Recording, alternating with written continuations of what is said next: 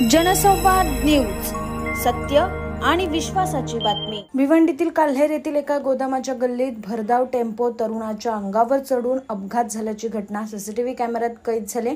Pickup tempo चालकाचा अचानकपणे टेम्पोवरील नियंत्रण सुटून टेम्पो तरुणाच्या दिशेने वळवल्याचे दिसून येत असून त्यानंतर टेम्पोने तरुणास जोरदार धडक देऊन त्यांच्या अंगावरून वाहन चढवल्याचे दिसून येत आहे।